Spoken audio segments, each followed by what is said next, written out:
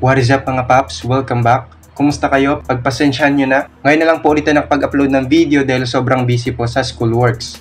Anyways, in this video po mga paps, is ituturukan po sa inyo kung paano nga ba ma-unlock yung G-Loan sa inyong GCash application. But before we continue this tutorial, kung bago pa lang sa inyong channel, hiniling po ang inyong mga may para-subscribe ang channel na ito and don't forget to hit the notification bell para lagi ka pong updated every time na mag-a-upload ako ng mga bagong videos. And without further ado, tara, simulan natin to. So first, ano nga ba ang G-Loan? Ito po ay isa sa mga feature ni GCash kung saan pwede pa tayong makapag-loan or umutang ng up to 125,000 pesos. Pero kung ganito po yung nakikita nyo sa inyong G-Loan, it means po na hindi pa po available ang inyong G-Loan sa inyong account. So may mga requirements pa po na kailangan natin para maging qualified. So ano-ano nga ba yung mga requirements na yon?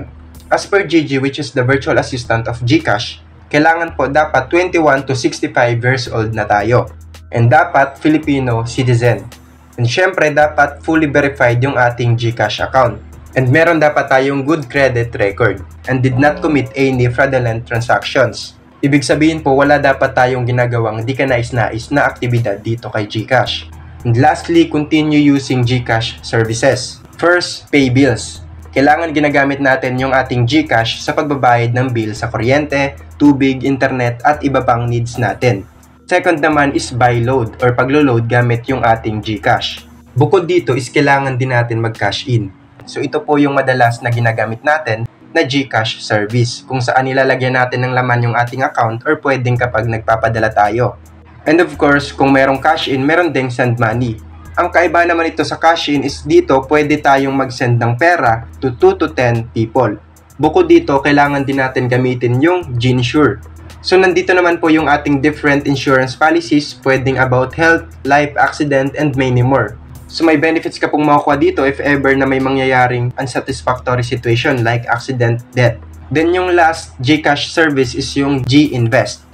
So yes, pwede po tayong mag-invest kay GCash or sa GCash. Kung beginners ka like me, pwede tayong mag-invest dito sa Start Investing. Pwedeng G-Funds, G-Stocks, PH, and G-Stocks Global. Or pwede kung may idea kayo about crypto, pwede din naman. So bali yan po yung mga GCash services na kailangan natin gamitin para ma-unlock yung G-Loan sa ating GCash account. Ngayon, paano naman malalaman na eligible ka na for G-Loan? As per GCash, once na na-unlock or na-open mo na yung G-Loan, is i-message ka niya. It's either through text or email. So, kailangan nyo lang gawin is i-monitor yung inyong messages or Gmail. And ganun lang naman po mag-unlock ng G-Loan sa GCash. And hanggang dito lang po ang video na ito. Sana nakatulong. Have a nice day. Thank you and goodbye. Peace out.